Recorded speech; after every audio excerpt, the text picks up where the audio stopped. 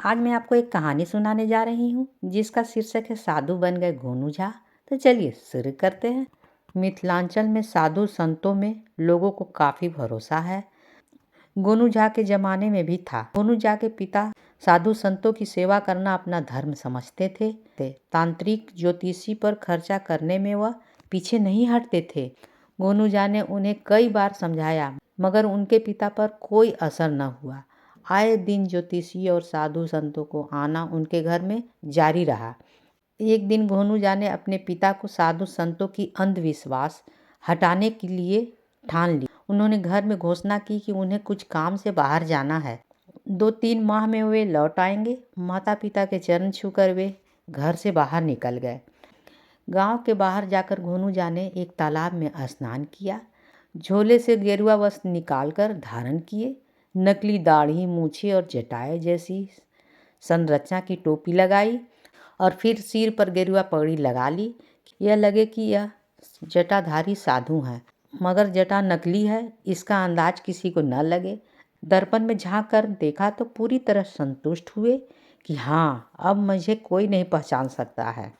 फिर उन्होंने सही तरीके से ललाट पर चंदन के लेप लगाए और टीका लगाया। उसी तालाब के पास एक बरगद के पेड़ के नीचे उन्होंने धून रमाई और पद्मासन किया।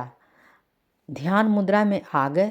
उन्हें मालूम था कि देर सवेर गांव का कोई न कोई आदमी इधर जरूर गुजरेगा और एक साधु को धूनी रमाए वहां बैठा देख इसी बात की सूचना उसके पिता को जरूर देगा। अभी अधिक समय नहीं हुआ था कि गांव का एक किसान उसके पास आया। गोनू झा तो ध्यान में मस्त थे, उनकी ओर देखा तक नहीं। किसान थोड़ी देर हाथ जोड़कर बैठा रहा, लेकिन साधु महाराज वहां से हिले तक नहीं। तो वह वहां माथा टेक कर उठ खड़ा हुआ। गोनू झा उसे जाता देख मन ही मन खुश हो गए। उन्हें विश्वास था कि गांव में अब यह चर्चा हो जाएगी कि तालाब के किनारे कोई सिद्ध महात्मा धूनी रमाए बैठा है। गोनू झा अपने साथ झोले में पर्याप्त मेवे और फल लेकर आए थे, इसलिए उन्हें भोजन की परवाह नहीं थी। दूसरे दिन जब आम साधुओं की तरह वो भोजन की व्यवस्था के लिए गांव में नहीं गए, तब ग्रामीणों को विश्वास हो गया कि तालाब किनारे बैठा हुआ साधु कोई सिद्ध पुरुष है। इस बात की खबर गोनू झा के पिता को लग गई। उनसे रहा न गया। वे महात्मा के दर्शन के लिए तालाब के किनारे पहुंचे। अपने पिता को आए देख गोनू झा और ध्यान में मस्त हो गए। गोनू झा के पिता वहां काफी देर तक बैठे रहे, मगर साधु महाराज की तंद्रा भंग नहीं हुई। उनके पिता गांव लौट आए। गांव में चर्चा फैल गई कि गांव के बाहर एक महात्मा तपस्या में लीन है, समाधि की अवस्था में है। साधु महाराज के दर्शन के लिए तांता लग गए। तीसरे दिन उस स्थान पर ग्रामीणों की भीड़ जमा हो गई। कुछ उत्साही ग्रामीण ने वहां भजन कीर्तन करना शुरू कर दिया। तब जाके महात्मा जी की आंखें खुल गई, लेकिन कुछ देर बोले नहीं। सबसे अधिक उत्सुकता गोनू झा के पिता को ही थी। वे आगे बढ़े और महात्मा जी के चरण छू लिए और कहा, कुछ बताइए महाराज। गोनू झा ने पद्मासन में बैठे बैठे ही पास की एक स्लेट उठाई और चौक से लिखा, आप लोग यहाँ से जाएं, कल आइएगा, आज मेरा मौन व्रत है। सभी लोग वहां से लौट गए। दूसरे दिन ग्रामीण आए। कोई फल लेकर आया तो कोई मिठाई लेकर आया। सबने साथ लाई चीजें साधु महात्मा के कम्बल पर श्रद्धापूर्वक रख दी, धूनी के पास और माथा टेक कर बैठ गए। गोनू झा ने स्लेट पर लिखा, आप सब लौट जाएं, आज केवल एक व्यक्ति यहाँ। और उन्होंने अपने पिता को इशारे से बुलाया और बैठ जाने को संकेत किया। गांव के सभी लोग लौट गए। भला महाराज जी के आदेश की अवहेलना कैसे हो सकती है। गोनू झा के पिता गदगद थे। उन्होंने फिर कहा, महाराज कुछ बताइए। गोनू झा ने स्लेट पर उनके अतीत के बारे में ऐसी ऐसी बातें लिखी जो गांव के लोग कतई नहीं जानते थे। इसी तरह उनके रोग, उनकी कामनाएं, पुत्र और पत्नी के संबंध के बारे में भी स्लेट पर सटीक और बिल्कुल खरी बातें गोनू झा ने लिख दी। गोनू झा उनके ही तो बेटे थे, उनकी सारी सच्चाइयां अवगत थी। गोनू झा के पिता ने बताया कि ऐसा अब तक गुणी महात्मा नहीं देखा था। वे अभिभूत हो गए और महात्मा जी के चरण पकड़ लिए। मेरा कल्याण करो महाराज, मेरे घर पधारो, उन्होंने विनती की। महात्मा बने गोनू झा ने स्लेट पर लिखा, धैर्य रखो बालक, अवश्य आऊँगा एक दिन, अभी आप जाएं और विश्राम करें।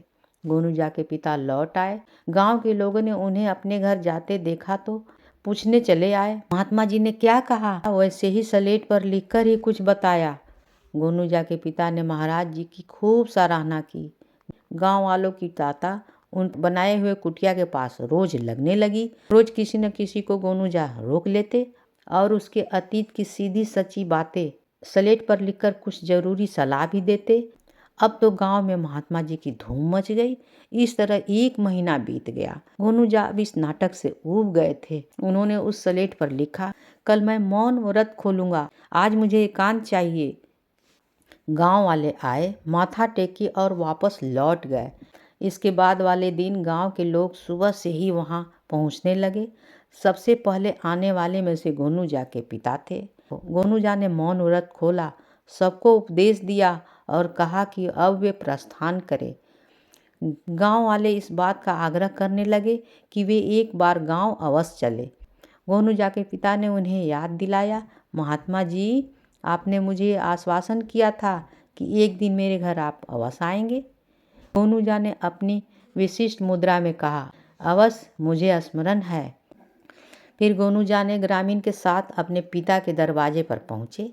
उन्होंने कहा, अब विलम्ब नहीं करें, मुझे प्रस्थान करना है। गांव के लोग अपने अपने घरों से चढ़ावा लेकर आए और आग्रहपूर्वक गोनूजा महाराज को भेंट किया। उनके पिता ने भी एक रत्न जड़ित स्वर्ण मुद्रिका उन्हें भेंट दी और आग्रहपूर्वक दक्षिणा के रूप में 1001 रुपया प्रदान किए। गांव वाले ने भी यथाशक्ति दिखाई। महात्मा बने गोनूजा ने वह धनराशि अपने झोले में डाली और अलख निरंजन का घोष करते हुए उठ खड़ा हुए। ग्रामीण के पीछे पीछे गांव वाले के बाहर तक आए। फिर गोनूजा ने रुककर सबसे कहा, आप सब अपने घरों को लौट जाएं, मोह में न पड़े। आप सब अपने अपने घर को लौट जाएं, अपने कर्तव्यों को पालन करें। फिर अलख निरंजन का घोष करते हुए खड़ाऊ खटखटाते हुए आगे बढ़ गए। इसके 10 दिन के बाद गोनूजा अपने समान रूप में घर लौटे। उन्हें घर आया देख उनके सरल चित्त पिता बहुत खुश हुए। उन्होंने गांव में एक सिद्ध पुरुष के आने की घटना का पूरा वृत्तांत उन्हें विस्तार पूर्वक बताया। गोनूजा मुस्कुराते हुए अपने पिता की बातें सुन रहे थे। जब उनके पिता चुप हुए तब गोनूजा ने अपनी ढेर सारे रुपए निकालकर अपने पिता को दिए। उनके पिता इतने सारे रुपए देखकर चकित हो गए। फिर गोनूजा ने जेब में से अंगूठी निकाली और अपने पिता को दे दी। अंगूठी देखते ही उनके पिता चौंक पड़े, क्योंकि यही अंगूठी उन्होंने महात्मा जी को श्रद्धापूर्वक भेंट की थी। बिना कुछ बोले गोनूजा ने अपने झोले में से जटा, जूट, दाढ़ी, मूछ, गेरुआ वस्त्र निकालकर पिता के सामने रख दिया। उनके पिता समझ गए कि महात्मा जी का रहस्य क्या था। वे बोले, बेटा गोनू, तुमने मेरी आंखें खोल दी।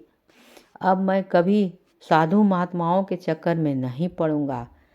सब अंधविश्वासी होते हैं और सब बेकार के होते हैं। कहानी होती है समाप्त।